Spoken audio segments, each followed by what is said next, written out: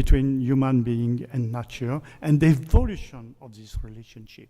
With the different historical period, prehistorical period we have seen, the relationship with nature was not the same. If you have shipping for commerce, if you are making fortress for defense, if you are making religious monastery, it's not the same relationship. But it exists, and we have the duty to make integration in the value of the place, of this evolution of the relationship to nature, and also the project I have of relationship with nature in my development project.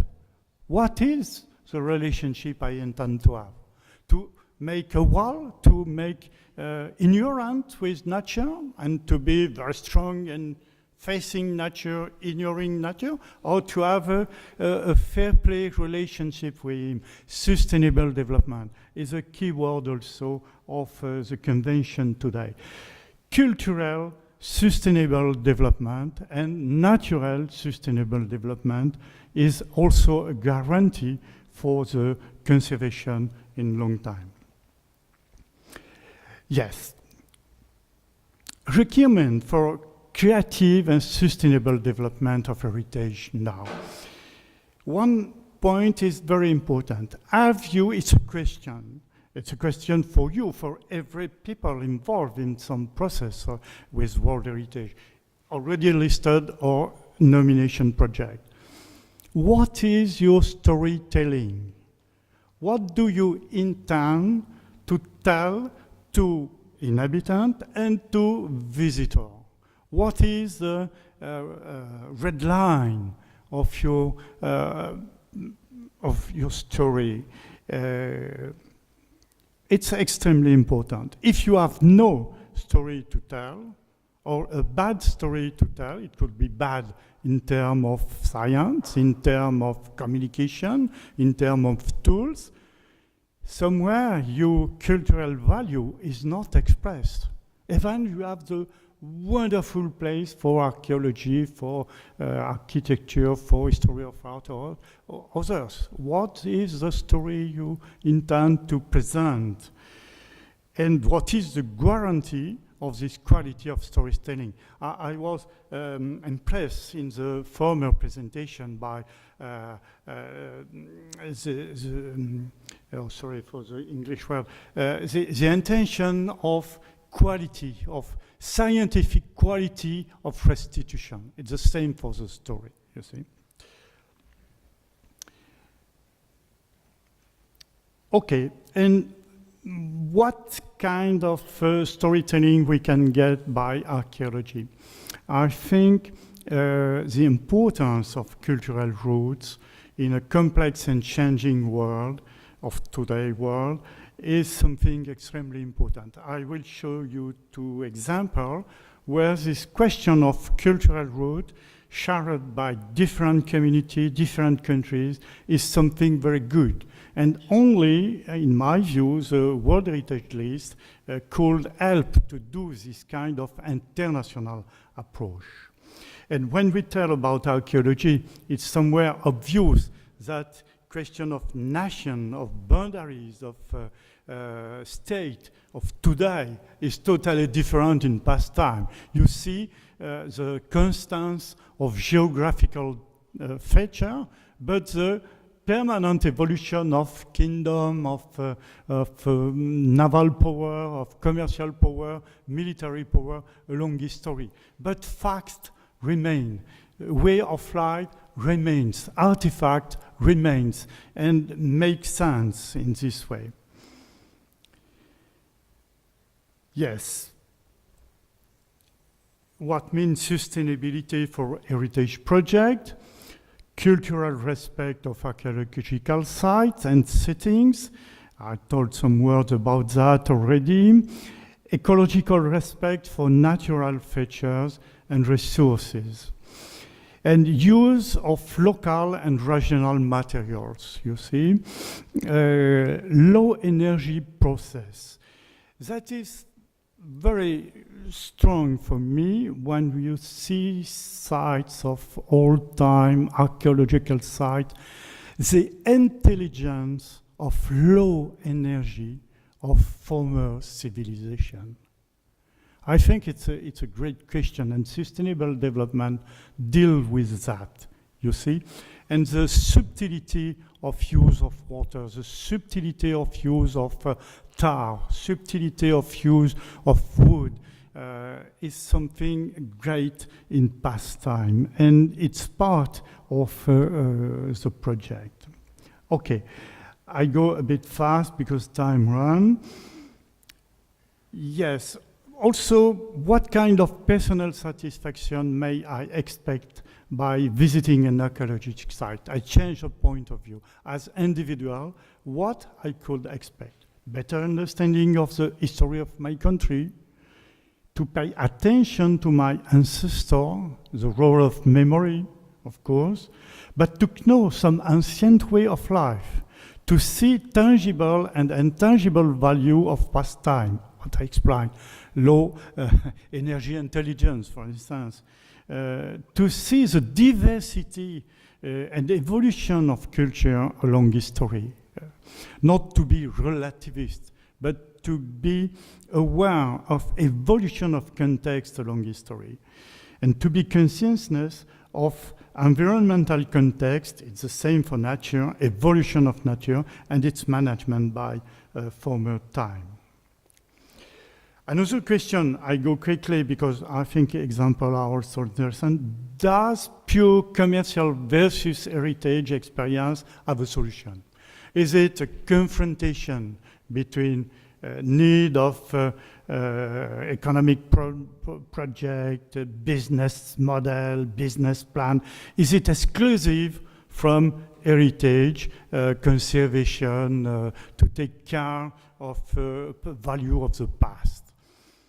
I think the answer is no, but past time invite us to think different. The project of today and project of future. And I think it's decisive to avoid a bit, with comma of course, stupid mass consummation model, who is dominant in the world today. You see? It's a key issue. It's very important for future. Certainly, every facet of the today civilization have to bypass this mass consummation, great level of energy, great level of material consumption, exhaust of water, resources. We have to think different for future, you see? And in this way, heritage is a force. Heritage gives personality to the project. It gives local sense with universal value, okay? Because if you have not this kind of reference, probably your project, economic project, in philosophic terms, in spiritual terms, is very poor.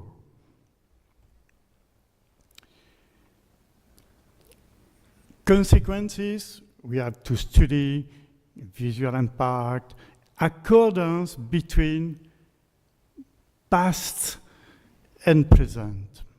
I think, to give you an example, of course it is in my country, but it was very, very controversial. And I think final result today is very well accepted, and it is this dialogue between past and present. It is possible.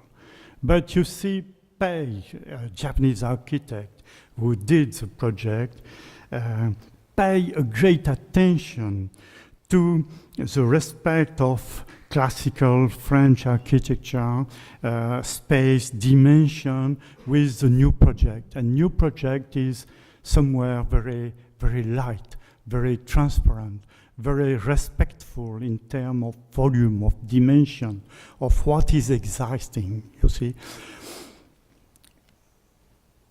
it is an example. There is a lot of others, but I present this because I know it, and somewhere I'm a bit involved in this kind of debate, because classical French conservation of monuments was very opposite to that. Oh, no, you have to touch absolutely nothing. It's not possible. It's an injury to the past of Louvre, of Coeur, of so and so. You see French spirit for that. Okay, but final result is very convincing in my view, and you have other examples in other places in the world. And you have to think about that in development project.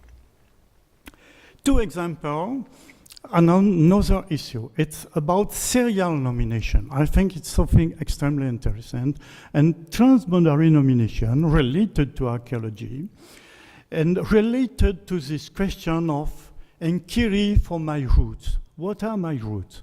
This site, prehistoric pile dwelling around the Alps, is typically European. And you have behind that a very great question in Europe, because history, even archaeology,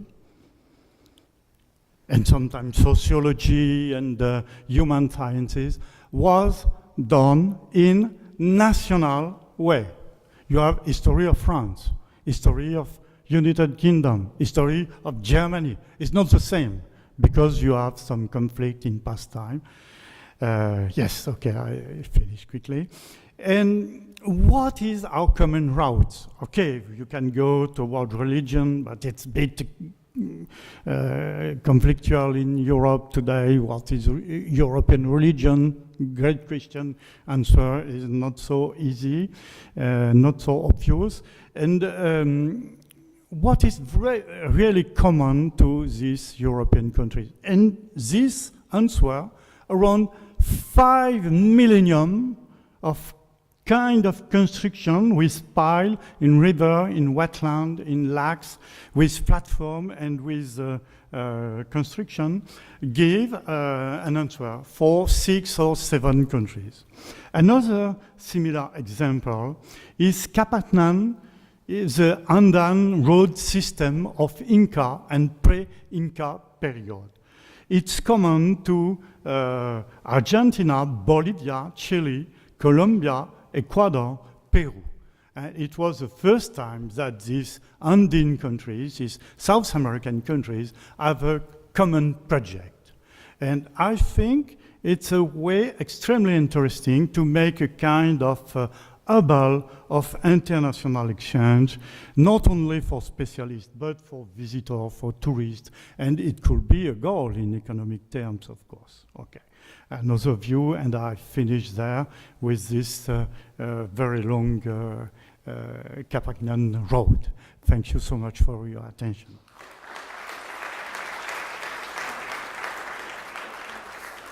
Thank you, Professor Cote, for this presentation. Our last speaker is Mr. Andrew Erskine from Tom Fleming Creative Consultancy. Andrew Erskine is a senior associate of the firm, Tom Fleming Creative Consultancy.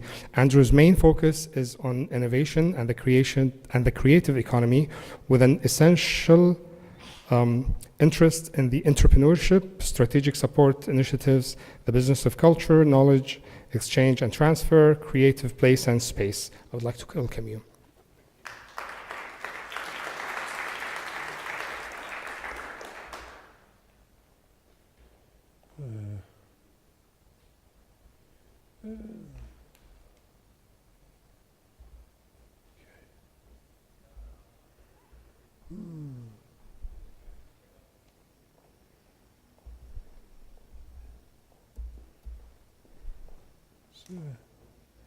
You're an expert on this. I don't use PCs. Oh, okay. No idea what I'm doing. Oh, okay. Make it big. Make it big. Yeah. Here, that one. This one. Perfect. Maybe. There we are. All right. It's not showing here, so... Yeah, it's there, it's there. It's there. It's good. It's good, Perfect. good. Right, hello everyone. Sorry about that. Oh, that was loud. Thank you very much for inviting me to speak here tonight. I feel a bit humble following these excellent scholars talking about the history and archaeology of Fīlka Island. So I'm going to do something slightly different. Very quickly, just to explain, I'm a consultant. We specialise in the creative economy. So we work all over the world, advising governments, cities and regions on how to grow their creative industries, but more broadly, how to really ensure that their economies have creativity right at their very heart. This is something that we find is increasingly valuable if you want to have a highly productive, highly innovative economy. One thing just to explain that's really important is that we look at the creative economy and the development of the creative economy as something that's very individual to every place and every city. There's no one-size-fits-all model. And I think in the rest of my presentation, you should bear that in mind, that you can learn and we can borrow from other examples, but it's very much down to what you do in an individual place and an individual location. And I think tonight we've had a wonderful show of talks about what an individual place the island is and that Kuwait City is as well. And I hope you bear that in mind.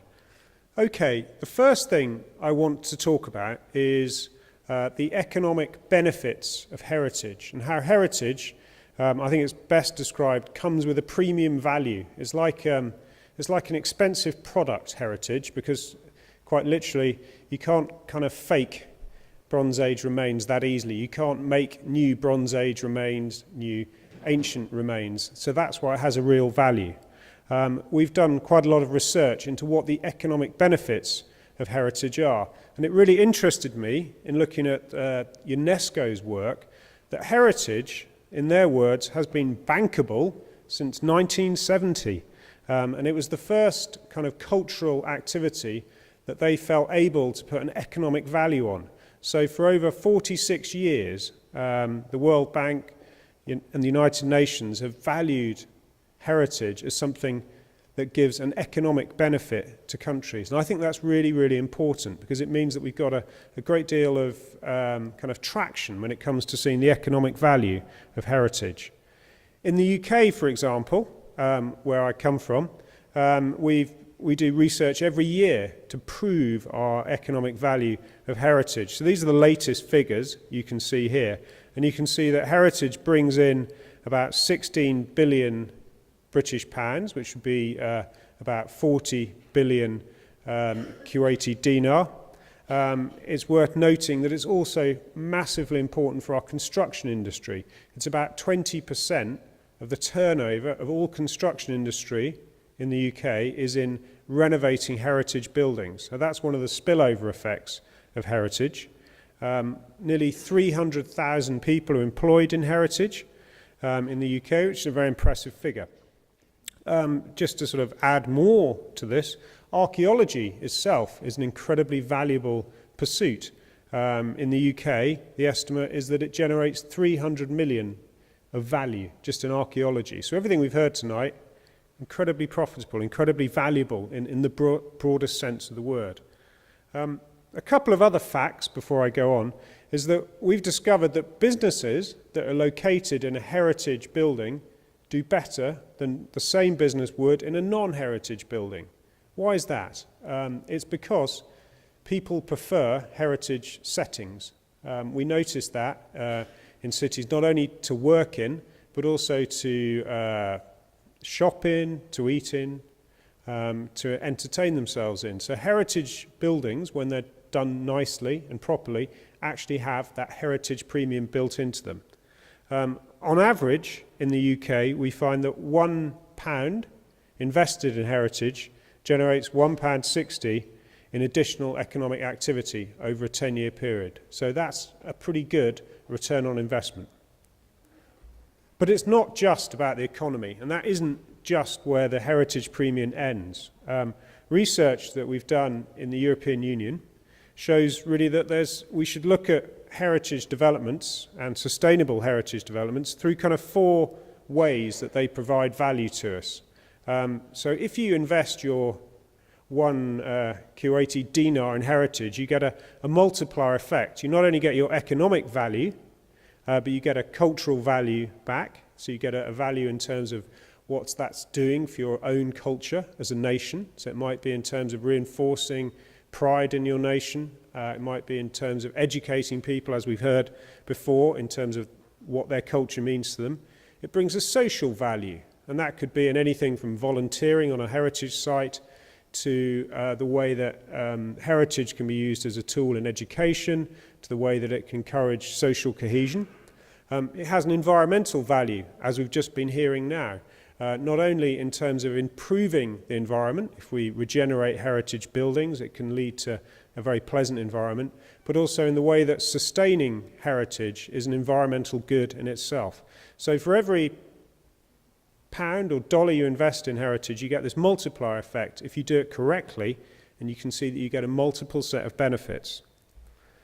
Okay, so I want to explore only two things with you in terms of the island and its potential for the future. Two ways that we've kind of seen working where heritage has been reimagined and kind of rethought of for the future to try and deliver those four benefits. The first concept is heritage as a hub, heritage as a place that brings people together. On this slide, you'll see a quote from the great American urbanist Jane Jacobs, who very neatly said that old ideas can sometimes use new buildings, new ideas must use old buildings. So it feels an appropriate quote for this building, I think, because this is a building where new ideas are discussed in an old building. What we mean by a hub, and why this is important in our creative economy, if we're trying to get more creativity into our economy, is a space where interactions take place. In a sense, a creative economy is one where ideas and knowledge is exchanged. And what we found is rather like in a souk, where you have lots of people exchanging dinars for products and lots of people doing bartering, that actually in the sort of more creative bits of the economy, it's knowledge that's being transferred. So creating spaces that transfer knowledge creates extra money and extra wealth. So what we're really talking about is the role that heritage spaces can play really well, and we've seen this across the world, as places that sit at the intersection of the community, of creativity, arts and business. And they really function very well. Again, think of the space we're in right now. There's some fantastic examples from all over the world. I'm not suggesting this is what's going to be on the island. I'm just giving you some ideas before you panic and think I'm going to open a mall on the island.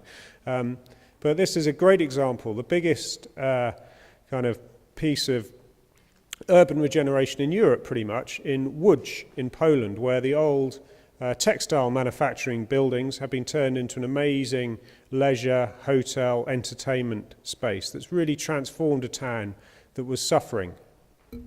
Or it can be in somewhere like Hanoi, where traditional industries based on manufacturing of musical instruments are now a very attractive cluster and really function as a really driver of a kind of tourist economy and a local skills-based economy. In the UK, we have examples such as this place in Sussex, which is called Charleston House, which was the home of the Bloomsbury Group, a very famous group of writers and intellectuals in 1920s Britain, including people like Maynard Keynes, the famous economist, and Virginia Woolf. And this house is now being transformed into a hub for writing, for thinking, for literature, for talks. Thirdly, I want to talk about cultural tourism. And what cultural tourism really is as something. These are some pictures from Morocco, which has made a lot of itself recently as a cultural tourism destination based on its existence as a film set. So you've got people like Jason, the Bourne movies, you've got James Bond, and you've got salmon fishing in the Yemen, which was also filmed there. But I want to just pause for a second to look at what cultural tourism really is, because there's an expression we hear a lot, isn't it, cultural tourism? And I think it's a really neat description of it here, that cultural tourism is about the participation in new and deep cultural experiences, whether aesthetic, intellectual, emotional, or psychological. I would argue, and based on what we've seen before with the 3D and the rest of the talks, that the kind of the best cultural tourism experiences are when they combine all four of those together. And that really what we're looking at is creating experiences that people really remember and that really stick with them. And that luckily we can use technology, we can use modern architecture in ways that bring heritage alive in that way and make it something that really resonates. We know that kind of science tells us that the best thing you can do if you want to cheer yourself up or be happy or feel better is to spend money not on objects, but to spend money on experiences. You remember them for longer and the effect lasts for longer. This is good behavioural science. So I think if we think about how the island can become an experience, that's not a bad way of thinking about it. In terms of experience, we'll notice, across the Gulf, there's different cities are having different approaches to how we kind of make that experience. And it's really important to remember that for every individual has a different experience of a place. It's all individual. My experience of being in this room talking is very different to your experience listening to me. I don't know who's having the better time. Hopefully we're both having a good time.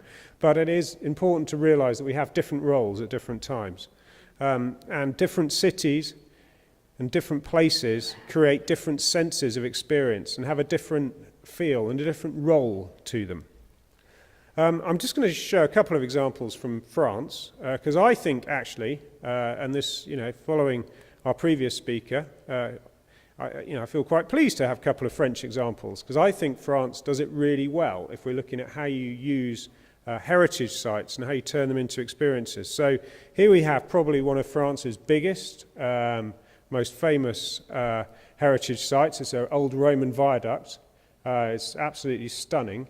And what's amazing is that it's really successful in terms of its economic impact back to the region. So it's generating about 400 million euros a year, they reckon, and it's responsible for about 1,200 jobs. Just this one viaduct, those bricks going across a river, generating $500 million a year. And the question is, how do they possibly do that? I mean, if you just had those bricks there, they're not going to generate €500 million a year, are they? Well, the answer is that there's a brilliant kind of interpretation centre that's been built near it. It's a way away, so it doesn't damage it at all.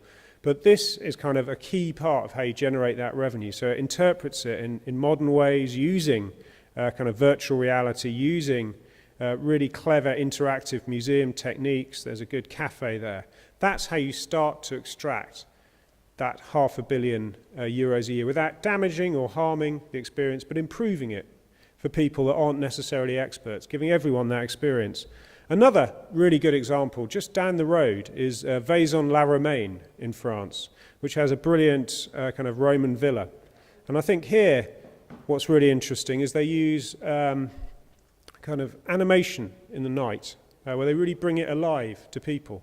So they have son et lumière type experiences. But again, it's done very tastefully. It's a very nice town, but it's the way it's been brought alive, I think, is something to really learn from that. Okay, so my final kind of bit is about a value proposition for Fílka. What would that look like? If we're thinking about how do we really create a value proposition for the future? And it's got to be one that delivers economically. Not because we only care about the bottom line, but because if it's not economically viable, then it's not sustainable. Because at the end of the day, someone's got to pick up the bill, and we don't want it kind of landing at a time when it can't be paid for. Secondly, how does it deliver socially? How does it deliver for a wider set of stakeholders, visitors, but residents, anyone that touches the town? Thirdly, how does it deliver culturally? How would developments on the island, how will they deliver in terms of our own interpretation of past historic culture, but also what does it mean for our culture today? How do we make it really relevant to people, that they feel this is something that talks to them? And finally, how do we do it in a way that's environmentally sustaining and environmentally sensitive? I think these are just some questions we should really ask ourselves. So firstly, how do we develop connections to the creative economy? We know that historic places are very inspiring for artists. They're very inspiring for creative people. They make people more productive. So are there ways that perhaps it could be used as an artist retreat? Are there ways that we could build in some functionality around it where artists could explore these temples, could be inspired by the historic ambience, the meaning of the place? Secondly, how would it contribute to social and civic improvement? I show here an example, I think it's really strong, of the Aga Khan Trust's Azhar Park project in Cairo, which is both, on the one hand, a sensitive excavation and extensive restoration of a wall and some important monuments, but it's also a social economic initiative with kind of housing initiatives, healthcare. There's a whole kind of range of things that have been built around it. Now, I'm not suggesting we're going to build social housing and healthcare on the island, but to think more broadly about this as an opportunity for social and civic improvement, as they have in Cairo. So we should ask ourselves, what is this doing for social and civic improvement? Thirdly, and I think our talks tonight have really showed this to me, is that when we think of places, they are really built from small fragments and small acts. Any city's history is really one of lots of little small acts that come together to make a place. Obviously, you do have big master plans, but often that's not actually where the life of the city is. It's about those small acts over a long period of time. And I think here on the island, we should really relate that as one of those small acts that relates back to Kuwait City. And we should really see what we do there as relating back to what we're doing here on the mainland as well. And I think that's an important kind of point to consider. My final thing to say is that it is about creating something new, and that's what our opportunity is here. Not new as in a fancy new building, but creating something new in terms of how this heritage, this wonderful, unique island is preserved. So let's not copy other people, but let's do something different. As this quote says, the next Bill Gates is not going to build an operating system. Well, we don't want to just copy what someone else has done, but we should learn from it and do something that's new and totally fitting for this place. And for me, that's about combining those environmental, economic, social and cultural elements. And it's a question of how we combine them that will be our kind of mark for how successful any kind of future activity on the island is. So there we are. I think the question back to you all is, what works for you when it comes to this, to Fylka Island? And it should be something that we kind of debate and co-create as we go forward. Thank you very much.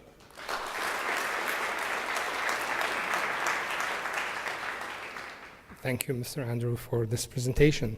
Actually, I would like now to call all our presenters to come to the panel, and we're going to have more of a casual discussion as well as question answers. So I'm going to start with a couple of questions from the audience, and then we will steer it into a casual discussion.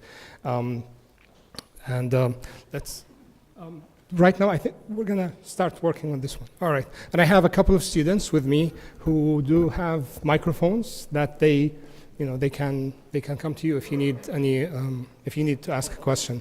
So, do we have questions to start with? Is this working?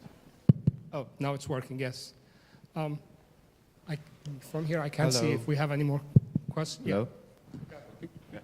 Hi, everyone. Dr. Anas Al-Numaim, College of Architecture, Kuwait University. Thank you all for these lovely presentations. Is it working? Yeah? Yeah. Thank you. So I think one of the reasons why Fylka's development has been stagnant, in my mind, or in my point of view, is kind of some sort of a real estate conflict. And I think from today's presentation, one way to move forward is to focus on the cultural side and the preservation kind of side and this creative economic development through culture. And I would like to kind of play the devil's advocate here and think, is Fylka experiencing, or is it under the threat of having some sort of a cultural conflict? There are a lot of history there. There's a lot of parties involved. In that sense, I mean different cultures, specifically religions, nationalities, and is this kind of, and it's such a valuable kind of mix is definitely an asset, but would it be a hindering aspect of the development of Fylka? Thank you. Am I starting? Okay. Thanks for that question. Well, I think there's certainly diversity. There's diversity of what was happening in the past in Fylka, and there will be a diversity of opinions today about what to do with Fylka. It doesn't have to be a conflict. I mean, development doesn't rule out heritage, and heritage doesn't rule out development. So I think there are ways that with sufficient dialogue and understanding of the potential, divergent opinions can be brought together. It's not necessarily going to be easy. And of course, there's always issues of governance and having multiple centres of interests, if you like, competing. But hopefully, not only in forums like this, but also in other working groups and development panels and things like that, it should be possible to find something which satisfies all the parties. I mean, really, I can't see into the future, but I would be hopeful.